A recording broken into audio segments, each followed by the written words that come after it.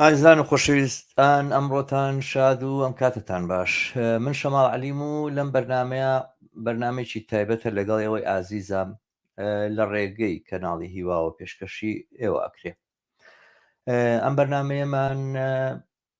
گفتوگۆیەکی کراوەیە. من ئەزانم خەڵکانێکی زۆر هەن قسەیان هەیە لەم بابەتەوە کە بیکەن و باسییان هەیە سەبارەت بە کەیسی عەلی مەحموود کە پێشکەشیکەن. ئەم بەرنمەکراوەیەمدا ناوە گەر هاوڕێیانێک ئارەزویان هەیە یاخود ئەخوازن کە لەم بەرنمەیە بەشدار بن، ئەتوانن لە ڕێگەی کۆمنتەکانەوە ئاگادارم بکەنەوە، کۆمنت بنێرن و لینکی ستۆدیۆی بەرنمەکەیان بۆ نێرم کە ڕاستەوخۆ بەشدار بن. هاوڕێن ئەم بەرنمەیە سەبارەت وەک لە عنوانەکەی بینی پێشتریش ڕاگەیاندم بۆ کردبوو سەبارەت بە کەیسی عەلی مەحموودە و بە شێوەیەکی تایبەت ئەم بەرنمەیەکەم لە ڕێگەی کەناڵی هیوا پێشکەشەکرێت، تەنانەت لۆگۆی کەناڵی هیواشی لەسەر نییە، بۆی بڵێم کە خودی خۆم وەکو شەماڵ عەلی مەسئولی ئەم بەرنمەیەم، هیچ کەسێکی تر بەرپرسی ئەم بەرنمەیە نییە و ئەوانەی کە بەشدارن لە کەناڵی هیوایە بەرپرسیارەتی هیچ قسە و باسێک و هیچ شتێک لێرە کە ئێ بڵێن هەڵناگرن و کەناڵەکەش هەروە تەنها بەرنمەکە پەخشەکە، گەرنا مەسئولی ناوەڕۆکی ئەم قسانە نییە کە ئێمە لێرە بڕۆ ئەیتی. من ڕاستیەکەی ئەوە بڵێم کە کەمێک دوودڵ بووم لەوەی کە ئەم بەرنامی پێشکەشکەم بە تایبەتی کە هاوڕێ عەلی مەحموود ئازاد بوو، هەواڵێکی دڵخۆشکەر بوو، زۆر پێشوازیان لێ کردوە. من بەش بە حاڵی خۆم زۆر خۆشحاڵ بووم کە هاوڕێ عەلی مەحموود جاریشتر هاتەوە دەرەوەی زیندان و ئازاد بوو، بەڵام دیارە ئەو بە کەفالەت ئازاد کراوە بۆ معنای هێشتا دادگایی ماوە و دادگایی ئەکرێت لەسەر کەیسێک یاخود قەزیەکە بۆیان پێچاوەتەوە. بەرحاڵ کە ئازاد بوو کەمێک کەوتمە دوودڵێەوە ئایان بەرنمەیە بکەم یان نەیکەم، بەڵام مەسایلێکە بووم کەوان لێکردم تاکید کە من بەرنمەیە باشە پێشکەش بکرێەوە بێ بکرێویژەوەیە کە ئەم کەیسەی عەلی مەحموود دوور لەوەی خۆی چێ و چییە، بۆ خۆی وەکو کەیسێک مەسەلێکی گرنگە و مهمە وهی ئەوەیە باس بکرێ و لەسەری بچین و مەسەلەکە ژەوە نییە ئێمە داکۆچی لە عەلی مەحموود بکەین لێرەیە بگرە ئەوەی کە منەمەوێت لێرە مەترحیکەم ئەوەیە تۆمەتبارکردن و لە ڕاستیە مەحکومکردنی دانەکردنی دەسەڵاتە لەم کەیسەیە. شتێکە ئێمە لە کوردستانە تقریبەن لە ماوەکانی ڕابردووە پێی ئاشنا بووین و هەستەکەی کە دەنگێک لە بەرامبەریا بەرز نابێتەوە مەسلەی ئەترافاتی تەلەڤیزیۆنیە یاخود دانپێنانی تەلەڤیزیۆنی کە زۆر سادە ئەتوانن کەسێک بە گوشار و بە فشار لە ڕێلایەن دەستگا ئەمنیەکانەوە بێنە سەر تەلەڤیزیۆن ڤیددیۆی لێ بگرن و ڤیددیۆکەی بڵاوکەنەوە و وەکەوەی کە ئەم مەسلێکی زۆر زۆر سادەوە ئاسایی بێ لە حاڵێکە ئەمە بۆ خۆی پێشێرکردنیشی زۆر ئاشکراوە زۆر دزێوی سادەترین یاساکانە، تەنانەت یاساکانی عێراقیش دیارە یاساکانی سزادانی عێراقی یاخود یاساکانی عێراق هیچ کات ناکرێت لەگەڵ یاسای وڵاتە پێشکەوتووکانە بەراورد بکرێت، گەلێک شتی تایە و گەلێک کەم و کوڕی تایە کە ئەگەر دایبنێ لە بەرامبەر یاسای وڵاتێکی شارستانیە لە زۆر لایەنەوە کوونوکە لە بەری تایەوە توانێت جێگای ڕەخ نەبێت. بەڵام هێشتاش بەو یاسایانەشەوە کە هەیە هیچ یاسایەک لە عێراقا ڕێگەی نەداوەوە ڕێگە نادا کە حەریمی کەسایەتی ئینسانەکان پێشێل بکرێ ئەوە وادار بکرێن بەوەی کەەوە ئاعتراف لەسەر خۆیان بکەن لەسەر تەلەڤیزیۆن. هیچ کاتێک ئەمە مەسەلەیەک نەبووە و شتێکی ینی پشتیوانیشی یاسایی نییە کارێکی و ئەنجامدانی لەلایەن هیچ لایەنێکەوە بگرە نەک ڕێگەی پێنەدراوە ڕێگەی لێژیراوە کاریواوە ئەمە کاریگەریدانانە لەسەر مەجرای تحقیق لە کەیسێکی دیاریکراوە و ئەگەر یاسایەک و قانونێک هەبێت لە عێراق یاخود لایەنێکەوێت کە پارێزگاری لە یاسا بکە لە عێراقا لە کوردستانە ئەبێ ڕوبەڕووی ئەمە ببێتەوە و لە بەرامبەریا بوەستێەوە ئەو جیهەتێک کە ئەم کارە ئەکا ڕوبەڕووی یاسا بکرێتەوە، نەک بە پێچوانەوە ئەی نەگە و کەسێکی ئاعتراف لەسەر خۆیەکە ئاعترافێکی قانونی کردووە کرێ ببێ بە بڵێن زەمینەیەک یاخود سەرەتایەک یاخود بنەمایەک بۆ دادگاییکردن و ئیدانەکردنی لە مەحکەمە بگرە و لایەنەی کە ئەم کاراکە کارێکی غەیرە یاسایی کردووە ئەوە ئەبێ ڕوبەڕووی یاسا بکرێتەوە. کە دیارە بێدەنگێکی زۆر گوماناوی لەسەر ئەمە هەیە، هیچ ناوەندێکی یاسایی خۆی لەمە ناکا بە ساحێب، ئەوە هیچ کە داواکاری گشتی ئەسڵەن ئەم مەسلەیە بە مەسلەیەکی زۆر ئاسایی وەرگرتووەکەوەی کە ئەکرێتتر هەر کەسێک دەستگا ئەمنیەکان حەزیان لێ نەبێ یان ڕقان لێ بێ ئەتوان بێنە سەر تەلەڤیزیۆن و بیهنە سەر دەستگا ڕاگەیاندنەکان و بە زۆر ئەترافی لەسەر خۆی پێ بکەین ئەترافاتێک ئەو ممکنە کەسەکە بەرە و مەرگ بەرێ یاخود کەسەکە ڕوبەڕووی مەرگ بکاتەوە کە هیچ ئەوە داواکاری گشتی خۆی بە خاوەنی ئەمە نازانێ ئەوە هیچ کاتێک لەم کەیسی نەپرسیەوە یاخود بەلایەوە گرنگ نەبووە هەتا ناوەندە یاسایەکان من نەمبینی بۆ نمونە پارێزەرێک یا کەسێکی یاسایی یەکشێک لە دادوەرەکان ڕۆژێک لە ڕۆژان ڕابوەستێتەوە کەسێک لە مەحکەمە دابنێ باڵێ باشە مەحکەمە جوابی ناداتەوە لەوانەیە مەسەلەن بە هیچ شوێنێک نەگا بەڵام کەسێک دەستگای ئاسایش بەرێ بۆ دادگا و شکاتی لێ بکات و بڵێکە ئەم کارە نابێ بکرێ یاخود ئەو ڕێکخراوانی کە پیانەوە ڕێکخراوی مافی مرۆڤ لە کوردستان یاخود لیژنەی مافی مرۆڤ لە پەرلەمان ئەومانە هیچ کام لەمانە خۆیان بە بەرپرسی شتێکی لەم بابەتە نازانن. ئەم ئاعترافاتە تەلەڤیزیۆنێ بە پێوە یاسانی کە لە عێراقا هەیە پێشالکردنی پاراستنی کەسایەتیە یاسای پارێزگاری کەسایەتیە لە عێراقا ینی تەشکیلکردنە بە کەسێک بڵاوکردنەوەی ئەترافاتێکی کەسێکە بەر لەوەی کە تەنانەت هیچ قسەیەکی لەلای هیچ دەستگایشی یاسایی کردبێ و ئەمە زۆر جار کەسی ناوبرا و ڕوبەڕووی هەڕەشەی مەرگەکاتەوە بۆ نمونە لە کەیسی هاوڕێک عەلی مەحموودە ئەو قسانی کە لەوێ کراوە ممکنە بێتە هۆی دروستبوونی کێشەی شخصی و عشاری و دژمنکاری لەلایەن خەڵکانێکی دیاری کراوە خەڵکانێکیان هێناوە مەسەرەن ئەو مەلا ئیسماعیل سووسیان هێناوە سەر تەلەڤیزیۆن ئاعترافی کرد کە داعشە کە دیارە مەلا ئیسماعیلی سووسێ بە هیچ شێوازێک بیر و بۆچووی لەگەڵ بیر و بۆچوونی منان نایەتەوە ڕەنگە گەر بەدەستەوە بێ لە پشتەوە سەرە بڕنەوە شتێکی ترە بەڵام لێرەیە لە بابەتی پارێزگاری کەسایەتیە ئەمە بەدەر لەوەی کە کەسایەتی ئەم تۆمەتبارە چیە و چی نییە ئەوەی کە بهێنرێتە سەر تەلەڤیزیۆن ئەترافی هێ بکرێ بە شێوەیەکی زۆرم لیانە شتێکی ناڕەوایە کە دیارە لەم ڕووداوەشە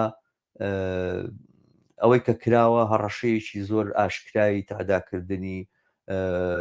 ژن و کچی بووە و دواتر ئەم بابەتانی باس کردووە شتێکی تر کە لە ڕابردووە کراوە مەسەن ئاعترافاتەکان یاخود نەک ئاعترافاتەکان ئەو لێدوانانەی کە بە زۆر لە شێوانی و هاوڕێکانی وەرگیران زیندانەکانی باتینان یعنی پارتی تقریبەن ئەم بابەتە شتانەی کردووە بە مەسلێکی زۆر ئاسایی و هەستەکەی کە کەس خۆی بە بەرپرس نازانێت لە بەرامبەر ئەمەیە کە بڵێ نەخێر نا ینی من لێرە بەڕاستی بڵێم هاوڕێ عەلی مەحموود نزیکترین هێز لێەوە کە دیارە کەسی کەسایەتیەکی چەپە کەسایەتیەکی سۆشیالیستە کەسایەتیەکە بە کۆمونیست خۆی ناوە باوە داکۆچی لە کۆمونیزمەکە کەسایەتێکە کە لە بەرەی عەدالەت خوازیە بووە و دۆستی هەموو لایەن و ئەو هێزانە بووە کە داوای عەدالەت و داوای یەکسانی داوای بەرابری داوای ئازادیان کردو لە کوردستان بەڵام لە هەمووان نزیکتر لێ حیزبی شوێی کوردستانە کە حیزبی شوێی کوردستان لە کەیسێکی لەم بابەتەیە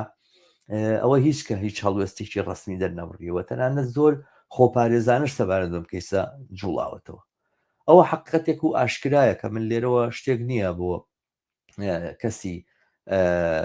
ئاشکرا بکەم یاخود پەردەی لەسەر هەڵماڵم ئەوە ڕاستیەکە کە حیزبی شوێعی کوردستان بوێری و جەراعەت وەک چۆن لە قاعیدەکەیە لە بنکەکەیە خەرمانە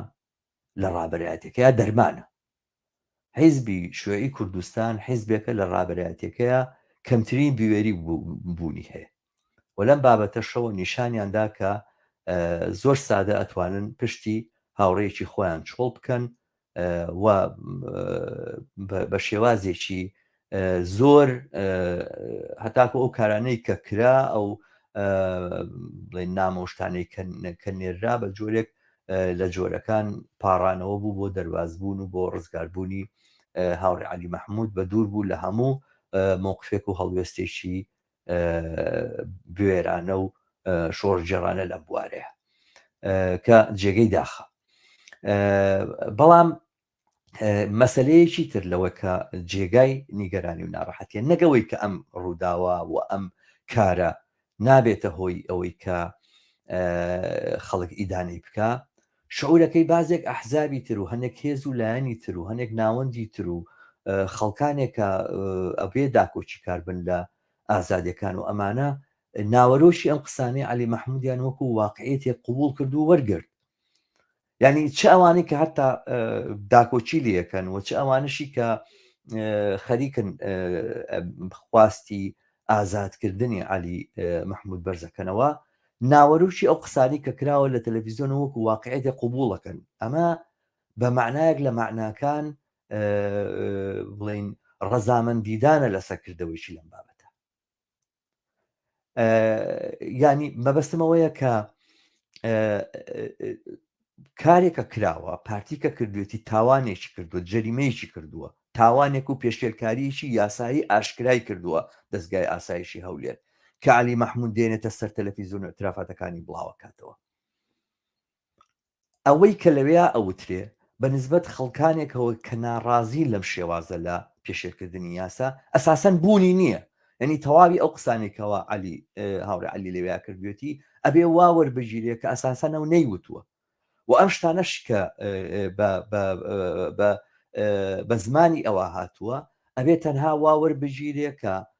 قسەیەکە بە زۆر خراوەتە سەرزاری ئەو وەزەخی لێکراوە کە بێ لە تەلەڤیزیۆنەوە ئەو دانپێرانە بڵاوکاتەوە. بەم ئەتیبارە نەک تەنها ئەوەی کە کردەوەکە ناشارستانیە نایاساییە ئەبێ ڕوبەڕووی یاسا و سزای یاسایی بکرێتەوە بگرە تەنانەت ئەوەش کە لەوێ وتراوە نابێ ببێتە بنەمای هەڵچنینی هیچ هەڵوێستێک چ لە دش چ بۆ داکۆچی کردن. یعنی باسەکە لەسەرەوەیە ئەگەر بن ئەمەوێت داکۆچی لە هاوڕێ عەلی مەحموود کەم ناتوانم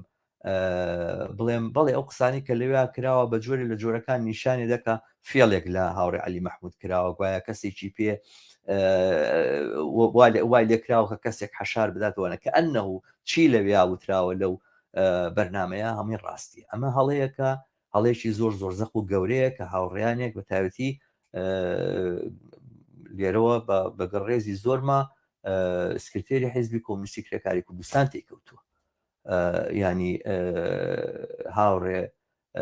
عوسمانی حاجی مارەف لەو مقابلەیە کە کردوێتی بە ڕوون و ئاشکرا لەسەر تەلەڤیزیۆن داکۆچی لە هاوڕێ عەلیەکە بەڵێ زۆر بوێرە و ئەو بوێریەی لە لای حیزبی ڕابەرایەتی حیزبی شوێعی دووبارەیەکەم و باسی ڕابەرایەتیەکەم دەرمانە لە لای حیزبی کۆمونیستی کرێکاری کوردستان وانە دوێرن مووقف و هەڵوێستیان هەیە. مەسەلەکە ژەوە نییە کە خۆم ئەندامێکی ئەو حیزبە بووم یاخودێک بەشێ بووم لە دامەزرێنانی حیزبەمە حقیقەتێکە و هەر کەسێکە لە کوردستانە بژێ مواقعێتە ناسێ. بەڵام لێرەشە ئەبینی هاوڕێ سکرتێری حیزبی کۆمونیستی کرێکاری کوردستان کەوتووەتە هەڵەیەکی زەقەوە بەوەی کەوا ناوەرۆکی ئەم قسانەی قبول کردووە خەریکە باسیەوە کاکە بەڵێ عەلی ممکنە فێڵی لێکراوێ عەلی ممکنە تەڵەی بۆ نرابێتەوە عەلی ممکنە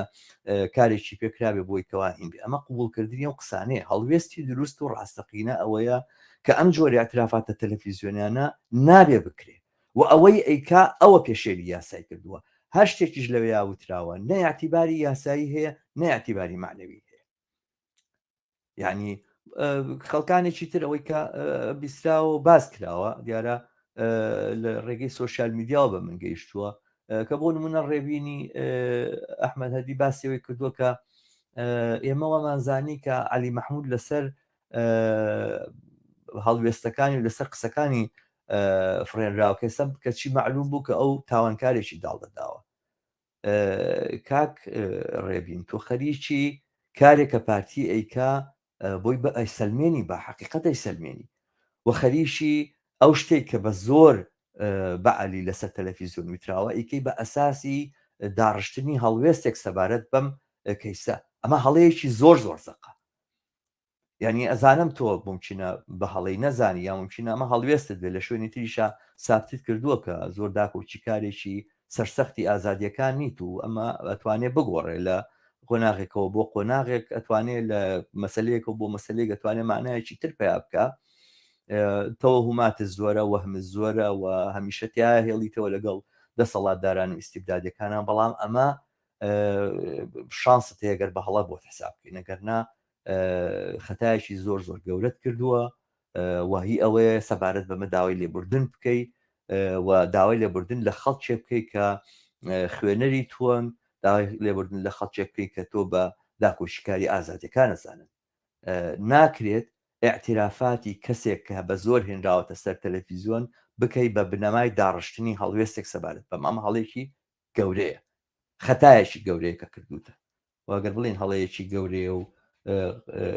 بڵین هەڵنووتانێکە ڕەنگە خاتریشی زۆر ماگرت بەرحاڵ باسێکی تر ئەوەیە ئێستا چی ئێستا ئێمە کەسێک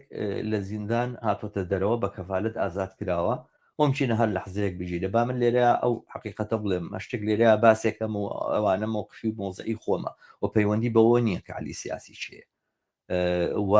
من بەڕاستی لەو بابەتەوە کە سەبارەت بە ئەو کەسە ئیسلامیە ئیسماعیل سوسەی ئەم قسانم نەکردو ڕەخنە لە خۆمەکردم بەڵام ئیتر جاری وا هەیە کە وەختێک ئاگرەکە بەدەستی خۆتاژزیێ و وەختە خەبەر دەکاتەوە وەقایەکانت پێ ناسێن ئەگەر نا ئەوەی کە بەرامبەر ئیسماعیل سوسەی کراوە هیچ فەرقی نییە لەگەڵەوەی کەوا لەگەڵ عەلی مەحموود کراوە عەلی مەحموود کۆمونیستە و ئیسلامیە بەڵام هەردووچیان ئینسانن هەردووچیان وەکو تۆمەتبار نا بگرە وەکو تاوانکار ئینسان مافی هەیە کەسی تاوانکاریش لە کۆمەلگایە مافی هەیە کەسێک کە تاوانیش ئەکا هێشتا لە مافدا ناشۆرێ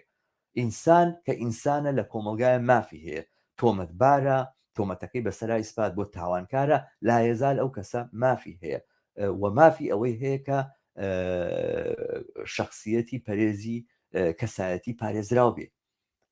اعترافاتێکی لەم بابەتە کە لە خەڵک وەرەژیرە لەلایەن پارتیەوە لە هیچ وڵاتێکی ترا ئەنجام نادرێ مەگەر لە کۆنی سەردەمی بەعسا لە ئێستای ئەم نیزامەیە کە کۆپێشی جمهوری ئیسلامی و لە جمهوری ئیسلامیە کاری لەم بابەتانە ئەنجامەدرێ لە جێگای ترا ئاوا بە ئاشکرا خەڵک ناهێنرێتە سەر تەلەڤیزیۆن و ناچار ناکرێت اعتراف لەسەر خۆی بکە ئەمە تاوانێکی زۆر زۆر گەورەیە بەڵام ئێستا من ئەوەش بڵێم کە ویستم ئەم مەسەلەیە تەکید کەم کە من بە هیچ جۆرێک نەک لەگەڵ هاوڕێ عەلی مەحموود خۆیان تا ئێستا هیچ قسەیەکم نەکردووە بگرە لەگەڵ کەسانێکیشا کە قسەیان لەگەڵ ئەو کردو هیچ قسێکم نەکردووە یعنی ئەم شتانەی کە لێرە باسیەکەم و ئەیڵێم ئەمانە مەسایلێکن من خۆم لیان بەپرسم و باسەکە باسی عەلیە لەبەرەوەی ئێستا عەلی لە زیندان ئازاد کراوە عەلی هێنراوەتە سەر تەلەڤیزیۆن ئەگەرنا کەیسەکە عامە و ئەم قەزیە وەکو قەزیەکی عام ئەبێ ئێمە سەیری بکەین و هەڵوێستی لە بەرامبەراوە بگرین مۆزوعێکی ترەوەی ئێستا کە عەلی هاتۆتە دەرەوە ئایا لە بەرچاوی خەڵکە ئەگەر عەلی ڕۆژێک بێتە دەرەوە ولا بێتە دەرەوە مەبەستمەوەی کە قسە بکا بە ئاشکرا بۆ خەڵک لە ڕێگای میدیاکانەوە بڵێ من ئەم ئەترافم بە زۆر پێکراوە هەڵوێست و مووقفی ئێمەمانان چییە بێ لەسەر عەلی مەحموود ئەو دەم باسەکە ئەوە بێ ئەم کەسە لە ژێر تەعزیبا خۆی نەگرت و ئەترافی کرد یاخود ممکنە شتی لەم بابەتانە بێتە پێشەوە ئەم جۆرە فەرهەنگە بە بڕوای من مەسەلەیەکەوە مۆزوعێکە کە ڕێگا ئەکاتەوە بۆ دەسەڵاتدارێکی وەکو پارتی مستەبیدی وەکو پارتی کە ئەم جۆرە ممارەساتانە بەردەوام بکە ئێمە پێویستمان بەوە هەیە کە ئەعتیبار و جێگاو شوێن بۆ کەسێک قایل بین کە لە زیندانە لە بەرامبەر هەڕەشەی کە کەس نازانێت هەڕەشەکان چییە کەس نازانێت چ ئینەکەەوە شیروانی بەڕوونی لەسەر لە هینەوە وتی لە فرسەتێکی دەستکەوت و ئاشکرای کرد کە هەڕەشەیان لێ کردوون کە ژنەکانمان دێنە بەردەمان تەجاوزیان پێکرد. ئەمە ئەو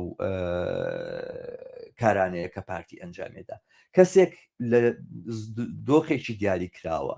لە وەزعەتێکی دیاری کراوە کارێکی لەم بابەتە ئەنجامەدا ئەبێ فرسەتی ئەوە بەم کەسە بدرێ کە ئیدانەی ئەم کارە بکاوە لە بەرامبەر ئەم کارەیە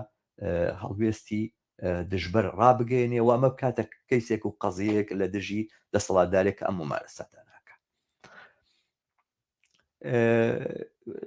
بەرحاڵ من ئەم کۆمنتانە دائنێم لێرەیە. سڵاو لە خۆشتان بێ هاوڕێجان، زۆر سپاس بۆ ئەم کۆمنتە. بەرحاڵ ئاڕێ بڕوا ئەمە ڕێی خۆتە، دەستی ئێوەش خۆش بێ هاوڕێژیان. هاوڕێ عادەسەری کاک شەماڵ چما یاسا بوونی هەیە هەتا باسی پێشکاری بکرێت. بەرحاڵ مەسەلەکە لێرە ئەوەی ئێمە لەسەر مەسلەیەکی یاسایی قساکەین. ئەو یاسایە کە تۆ بەڕێز دەڵی بوونی نێ منیش پێم وایە ئەمڕۆ خەریکە کەسێکی بێتاوانی یاخود کەسێکی قوربانی پێ تۆمەتبارە کرێەوە تاوانبارە کرێەوە مشینە سزنی بۆ ببڕێتەوە و بخرێتە زیندانەوە. بەرحاڵ یاسا بە نووسراو بێ یاخود وەکو شتێکی فۆرماڵی بێ و وجودی هەیە. ئێستا قسەکە لەسەرەوەیە کە مۆزوعی ئەم ئاعترافە لە بری ئەوەی پێشێرکاریەکی یاسایی بێ یاخود ئەوەی کە هاتووە ئاعترافاتەکەی کردو ئاعترافی بە پێشێرکاری یاسایی کردووە ئەبێ ئەم مۆزوعە هەڵ بگەڕێتەوە و لە بەرچاوی کۆمەلگایە ئەم مەسەلەیە ئاوار نیشان بدرێت و ئەو هەڵوێستانەی کە خەڵکانێک نیشانی ئەدەن بە جۆرە لە جۆرەکان قسەی ئەوەیە کە گوایە ناوەرۆکی ئەم قسانە ئەسلی هەیەەوە اعتیباریشی بۆ دانێنەوەمانە ئەبێ ئێمە لە بەرچاوی ئێمەیە نەمێنێ. بە بڕوای من ئەم کەیسە ئەهێنێ قسەی زۆرتری لەسەر بکرێ ئەکرێ هەڵوێستی زۆرتری لەسەر وەربژیرێ و ئەم مۆزوعە بەم باسی کە لێرەیە ئێمە کردمان تەواو نابێ و مەسەلەکە مەسلەی عەلی مەحموود نییە بە تەنها مەسلەی تەواوی ئەوانەیە کە لەم هەلومەرجەیە و لەم بارودۆخی کوردستانە دەرگیری ئەم جۆرە تاوانە ئەبن یا بنە قوربانی ئەم جۆرە تاوانە. پێویستەکە ئێمەمانان دەنگی لێ هەڵبڕین و ئەمانە بدەینەوە بەڕوویانە و ئەحزابێک کە خۆیان بەداخۆشی کار لە ئینسانەکان و هاوڵاتیان نەزان لە کوردستانە نابێت لە بەرامبەر ئەم جۆرە پێشێرکارانەیە بێدەنگ بن. لیژنەی مافی مرۆڤی پەرلەمان کە پەرلەمانێکی هەڵوەشاوە و پەرلەمانێکی ئێکسپایرە بە هەر حاڵ ئەگەر لۆ ڕۆژە لە ڕۆژان دەمی کردەوە لە هەر جێگایە گەبێ ڕوبەڕوو بکرێتەوە لەگەڵ ئەم پرسیارەیە چیتان کرد لە بەرامبەر ئەم پێشێرکارانەی دەسەڵات کە ئەیکا. ئەزانم دەسەڵاتێکی مستەبید و دیکتاتۆرمان هەیە، نموزەجێکمان هەیە لە نموزەجە زۆر ناشرینەکانی خۆرهەڵاتی ناوەڕاست سەرباری هەر فیشاڵێکە ئەیکەن و حقەتەکەی ئەوەیە ئەو فەرهەنگە و ئەو یاسایی لە هەولێرە دەسەڵاتدارە کەمێک ڕەنگە باشتر بێ لە یاساکانی تالیبان. عقلێتێکی تالیبانیانەیە، عقلێتێکی دواکەوتوانەی ئیسلامیانەیە، هیچ پەیوەندێکی بە شارستانێتەوە نییە. بەڵام ئەمە نابێوەمان لێ بکە کە بێئومێد بین وابێوەمان لێ بکە کە ئەم مەسائلە گرنگانە فەرامۆش بکەین. باسەکە وەگوتم باسێک نییە لەسەر داخۆشی کاری لە کەسێکی چەپ، لە کەسێکی کۆمونیست، لە کەسێکی سۆشیالیست. باسەکە باسە لە داخۆشی لە ئینسانە ئینسانە هەر کەسێک بێت، هەتا تاوانکارێکی ئاسایی تاوانکارێکە تاوانکارێکی ئاساییە تۆمەتبارە هێشتا وە خۆی بە ئیرادەی خۆی نایەوێت لەگەڵ دەستگایکی میدیاییە گفتوگۆ بکە، نایەوێت گفتوگۆیکی لەگەڵ ئەنجام بدرێ، ناکرێت بهێنرێتە سەر تەلەڤیزیۆن و ئاعترافاتی پێ بکرێت، ئاعترافاتی لەسەر بڵاو بکرێتەوە. بەرحاڵ ئاسۆ ژیان دۆستمان لەگەڵایە هاتە ناو ستۆدیۆ هاوڕێ ئاسۆ، سوپاسێکم کە بەشدارە لەم بەرنامەیە. فەرموو هاوڕێ ئاسۆ کەمێک مۆبایلەکەت چاکە بە باشتر دەرکەوی ئەگەرەکرێ. وڵی هاوڕێ بڵم چی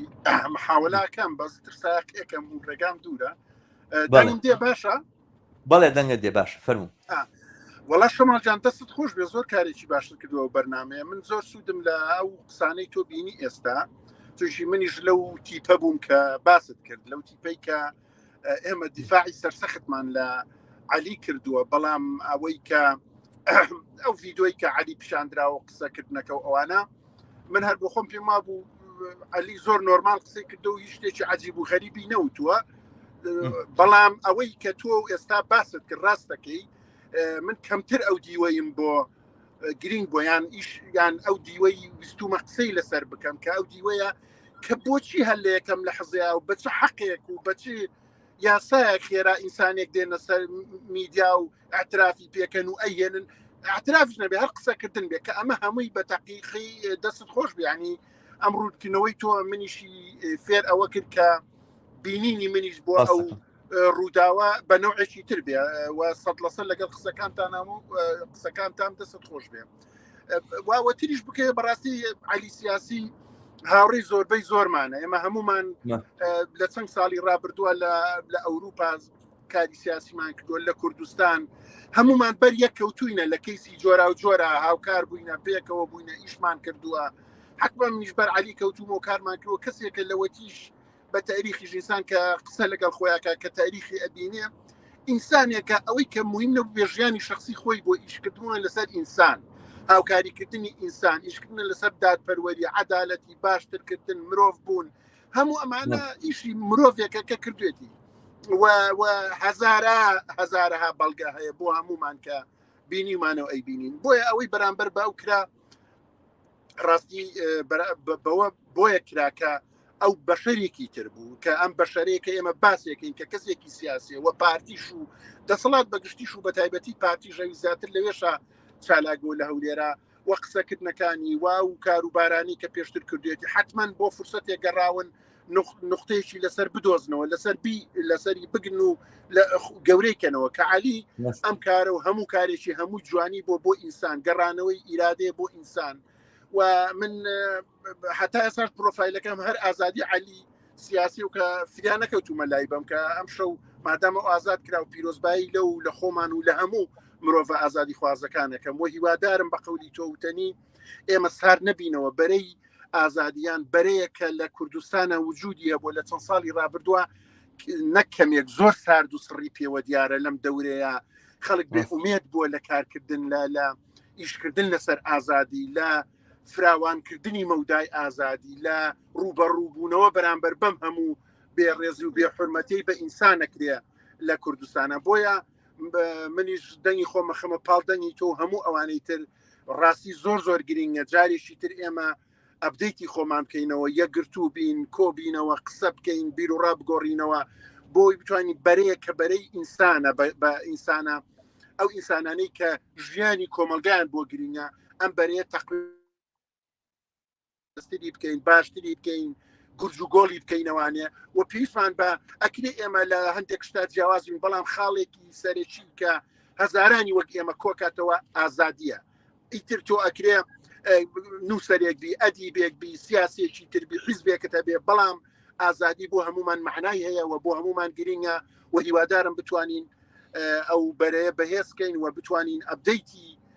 خۆمان بکەینەوە و بە یەکەوە بیکەینەوانە ڕاستیار پێم خۆش بوو لە بەرنامەکە تا بەشداری بکەم و وەک دەستەکانە خۆش بە شانسیەوەمان هەبوو کە بەرنامەکە تۆ پێشەوەی عەلی ئازاد بکرێت تۆ ئەعلانت کردبوو و یعنی شانسێکی باش بوو کە بە قەولی کوردەنی وتەنی پێ قودومی بەرنامەکە بەخێر بووە و بەر بوو و خۆشتری ئێستا ماتوانین باشتر و بەرحاڵ من و ئارامتر بە نوعی قسە بکەین دەستی خۆش بێ ئەزانم حتمما ئێمە ئارام قساکەین بەڵام ئاسۆزانین چۆنە ئەوەی کە کراوە ئێستا من ئەمەوێ ئەو شتە بکەیتەوە بیرمان ئێستا تاوانێک لە بەرامبەر عەلی ئەنجام درراوە یعنی تۆ حقیقەتەکەی من بەڕاستی قسەم لەگەڵ خۆیان نەکردووە و ئەوەشی کە وتم حقیقەتێکە پێم خۆشە ینی بە هەمووان باوەڕ بکەن کە من نەقسەم لەگەڵ عەلی کردووە نە کەسێکە قسەی لەگەڵ عەلی کردی بێ قسەی لەگەڵ من ئاکردو ینی نە بە غەیر مباشر نە بە مباشری هیچ شتێکم لە عەلیەوە نەبیستەوە بەڵام دڵنیام ئەمەی کە کراوە بە گوشار پێی کراوە ئەمە یەک دووەم کاکە ئەزانی چۆنە ئاسایشی هەولێر ئێستا عەلی دوژمندار کردووە ئەمە مەسەلەیەکی زۆر جدیە ینی حقەتەکەی ئەوەیە تۆ لە بەرامبەر جەماعەتێکی زۆر گەورەیە کە لە تەلەڤیزیۆنەکانەوە بە سیلاح و نیشانێ داتوانە بەشێکی لە میدیاکان لەواچی لە سلێمانیش ترسابن و تۆقی بن، هەر بۆیە دەمیان قفڵ لێدراوە ئەوانەوە ئەنواع و ئەشکاو ڕووبیانوێ هێننەوە میدیاکارەکانەوانە بۆیان خۆیان لە ژێرباری ئەم مەسئولیەتە دەربچێشن. ئەم هەموو خەڵکی کە لەبەر دەمی خەستەخانەکەیان کوبۆتەوە ئێستا بە جۆرە لە جۆرەکان ئەتوانن عالی بە دوژمن بزانن. ئەمەی کە کردوێتی ئاسایشی هەولێر دوژمندارکردنی عەلیە و ژیان و سەلامەت و ئەمنیەتی ئەم کەسەی خستۆتە ژێر خەتەر پرسیارەوە. ئەم ئاعترافاتانەی کە بڵاو کراوەتەوە 100% ناڕەوایە، هیچ واقعیت و حقیقەتێکی تیانە، هەرو هەڵوێستێک لەسەر ئەساسی ئەمانە داڕژرابێ هەڵوێستێکی باتڵە لەبەر لەسەر باتڵ داڕێژاوە، بەڵام جگەلەوە ئەمە ئەبێ ئاسایشی هەولێر بخاتە قەفەزی ئیتیهامەوە و بەڕاستی ئەمە پێویستمان بەوەیە پارێزەرێک یاساناسێک لەم وڵاتەیە کە 7 ملیۆن بەشەری تایە هەزاران کەسی یاساناسی تیا یەک یاساناسی بە جورئەتمان بۆ پێیابێ بڕوا لە دادگای هەولێر شکات لە ئاسایشی هەولێر بکە کە بۆ نییە جارێکی تر خەڵک ئاوابێنتە سەر تەلەڤیزیۆن. کاکە بەسە ئەمە جمهوری ئیسلامی ئێرانە، ئەمە ڕژێمی بەعسە، ئەمە تۆ داعشی خەڵک بێنی لە پشتۆ سەری بڕی. بەڵێ دەست خۆش بێ بەتەشی دوایە و هیوادارم بتوانین هەمومانە و کارە بکەین و یەکگرتوو بین و بتوانین پێکەوە ینی پرۆژەی وایان کەمپینی وا بەرینە پێشەوە. دەست خۆش من هەر بژیت مەمنونم. هاوڕێیانێک لێرە کۆمنتیان نووسیوە کە هاوڕێ ئاسفەقەدە هاوڕێ شەما زۆرێک لەمە ڕێکخراوەکانی مافی مرۆڤ و ئازادیەکان نەیان دەویست ساحێبداری یان پشتیوانی سەرسەخت بکەن لەو کەیسەی هاوڕێ عەلی وایە ئەوە حقیقەتێکە. هەروە نووسیاڵێ گوایە عەلی داڵی تاوانباریش داوە بە یاساکاریشی ناسایەک ڕێکخراوەکان ناتوانیان نازان چۆن چی ڕێگایەک پشتیوانی لە کەسێک بکەن کە داڵی تاوانبارێکی داوە. ئەسڵەن باسی ئەوە کە داڵدەی تاوانباری داوە خودی ئەمە یعنی ئەوەی کە ئەو قسانی کە عەلی لەوەیە کردو بێت بەچی ئەزانین ئەمە کە داڵدەی تاوانباری داوە بەشیش ئەو قسانێکە ئەو لەوەیە کردوێتی ئەگەر نا بەچ معلوم ئاسایش ئەم کەسانی لەگەڵ خۆیان نەبردووە بۆ ماڵە لەوێ ڕستنی گرتوون، بەچ معلوم ئاسایش ئەم بەزمەی هەر لە سەرەتاوە دروست نەکردو. ئەم ڕێکخراوانی مافی مرۆڤ لە چۆ دڵنیا بوون کە ئاسایشێکە ئەنواع و ئەشکاڵ پیلانی لە ژێر سەرا بووە. سەردەش عوسمانیان کرد بە تیرۆریست و پەیوەندیدار لەگەڵ داعشا و ئەمانە بۆ ناتوانن ئەساسەن ئەنواع و ئەشکاڵ سیناریۆ دابڕێژن. بەس چی ئازانیان بۆ ئاعترافاتانی کە عەلی ئەنی ئەم قسانێ ئەم کارێک کە پارتی ئەنجامی داوە سەرنجام سەحێکی لێ دراوە لەلایەن هەموو ئەوانەوە کە ئەم تەردیدیان هەیە. ئەمە لەلایەک لەلایەکی ترەوە ئەمن هاوڕێ بژار تاخەلی لە مقابلە کرد لە بەرنامەیەکی کەناڵی هیوایە کە سەبارەت بەم کەیسە لە ڕووی یاسایی و ئەم کەیسە چ معنایەکی ئەو لێیا بە ڕۆشنی وتی ئەم کەسێک کە هاتووەتە لای عەلی مەحموود ئەم کەسە هێشتا بەڕەسمی نەک تەنها تاوانبار نەکراوە، نەک تەنها محکەمە حکمی بەسەرانەداوە ئیدانەی نەکردووە ملاحقەی ناکا بۆی کەوا سزای بداتەوەوانە ئەساسەن تۆمەتەکەشی ڕوبەڕوو نەکراوەتەوە بان کراوە بۆ لێکۆڵینەوە. ئەمە ئەقسا شتەکە کراوە لە بەرامبەر ئەم کەیسەیە و عەلی مەحموود بەم معنایە هاوڵاتیەکی داڵدەداوە، کەسێکی ئاوارەی داڵدەداوە کە وتوێتی کەسێکم برینار کردووە ممکنێت کەس و کارەکەی بم دۆزنەوە لە ناوم برن داڵدەم بە چەند ڕۆژێک تا کارێ بە جۆرێکە بێت و ئەوانە ئەچمەوە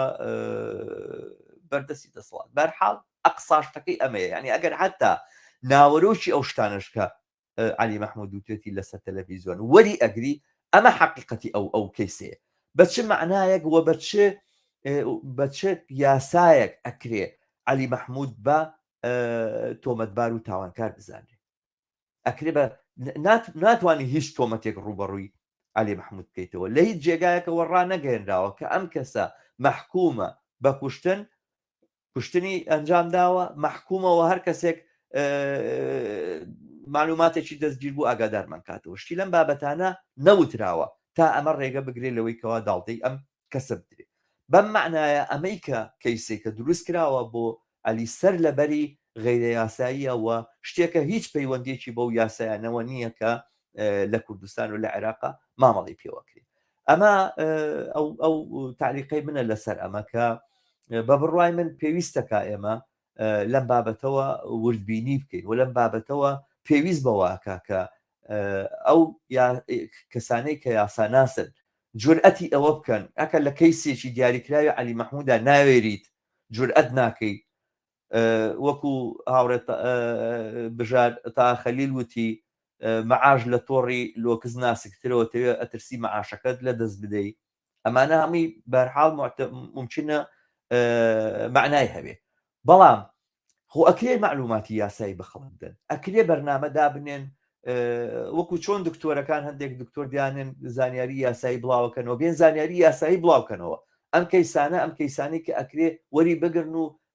وردەکاریەکان لە ئوسوڵی محاکەمات و ئەمانە باس بکەن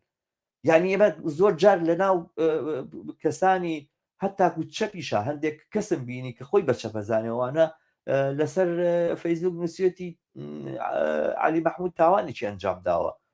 بۆچی داکۆچی لێکن دیفاع لە چیەکەن ئێوە ئەوانە یعنی ئەمە نەک هەر تەنها نیشانەی نەزانینە نیشانەی بەزینیشە بەڵام زۆرتر نیشانەی نەزانینە بە چیە بە کام یاسا بە پێی کام دەقی یاسایی یاساکان وا ئەم کام یاساوە ئەڵێ لەکوێ واوتراوە هەر لەبەرەوەی کە بەعز جاران ئەنجامی داوە ئەوانە کردوێتی و خانی ڕووخانەوە لەبەرەوەی خەڵکێکی پێشمەگەی تیا بووە ئیترەمە بوو بە یاسا بوو بە قانون ئەمە ئەو یاسانەیە کە ئەم خەڵکانە ئیزار نەگینە ئەمانە هیچ بنەمایەکی یاسایی نییە بەرحاڵ من کەسی تر نبینم هاوڕێیەکی تریش داوای کرده بوو کە لینکەکەی بۆ بنێرم لیکەکەشم بۆ ناردووە بەڵام کەس نبینم هات بێتە ستۆدیۆ من ئەو شتێ ئەو پەیامی کە ویستم بیگەێنم گەیاندم بەڵام دیارە ئەم کەیسە ئەوێ لەسەری بچین و ئەم کەیسە ئەبێ زۆرتری لەسەر بوترێ کاری زۆرتری لەسەر بکرێ و بە فۆرامۆشی نەسپێرێ ئەگەر چی هاوڕێ عەلی مەحموود کە هەواڵێکی خۆش بوو پیرۆزبایی لە خۆیەکەم و پیرۆزبایی لە هەمووانەکەم کە ئازاد بوو گەرچی بە کەفالەت ئازاد بوو معنایە گەشتا کەیسەکەی لەسەردا نەخراوە ئەگەر چی ئەوە ئێستا لە دەرەوەی زیندانە بەڵام ئەمە ئەهەمیەت و بایەخ و گەرمگوڕی ئەم کەیسە کەم ناکاتەوە ئێمە لایەزال لەگەڵ پێشێلکردنێکی ڕۆشنی یاسایە بەرەو ڕووین و ئەمەی کە لە کوردستانە ئەنجام دراوە ناکری ئاوا بەسەر ئێمە تێپەڕێەوە پێویستمان بۆیە هەڵوێستی جدی تری لەسەر بگری ئەو شتێک کە بەهەرحاڵ ئەم قسەیەکە لێرە ئەکرێ هاوڕێ تاپڕ یاخود پێ بابێ هاوڕێ برایم تاپڕ ئەم قسەی کردووە دەکرێت جێگەی گومان بێ هاوڕێ برایم ئەگەر بۆ بەرنامەکە لە بیداتەوە جۆبیستی بووی تا زانی کە من ڕێک لە بەرامبەر ئەم قسەیە هەڵوێستم نوان ڕێک لە بەرامبەر ئەم قسەیە ئەمە بە نەزەری ئەتیبار وەرگرتنی ئەترافاتەکانی عەلی حسابەکەی ینی ئەمە کە ئەم شتە کراوە ئەستی بەسەلەکە لێرەیە ئەوەی کە لە بەرامبەر عەلی مەحموودا کراوە ئەوەیە بە زۆر هێنراوە سەر تەلەڤیزیۆن ئەترافی پێکراوە ناوەڕۆکی ئەترافاتەکانی مهم نییە ئەوەی کە چی وتۆ لەسەر تەلەڤیزیۆنەمانە مهم نییە و ئاساسا ناتوانین ئەمە بکەینە بنەمای هیچ ئیسنتاجێ و بەداخەوە ئەو تا ئێستاش بەهۆی ئەو دەرگیربوونی لەگەڵ دۆخێکی دیاریکراوە کە پاش ئەم ڕووداوە ڕوویداوە تا ئێستا ناتە دەرۆ قسەی خۆی نەکردووە و تا ئێستا من هیچ قسەیەکم لە عەلی مەحموودەوە گوێ لە نەبووە لەسەر ئەم کەیسە و لەسەر ئەم قەزیە و ئەوەی کە لەسەر تەلەڤیزیۆنەوە بڵاو کراوەتەوە من بە قسەی عەلی مەحموودی قبوڵ ناکەم و وای وەرناگرم بە اعترافێکی ئیجباری وەرەگرم کە عەلی مەحموود ئیجبار کراوە کە بێڵێ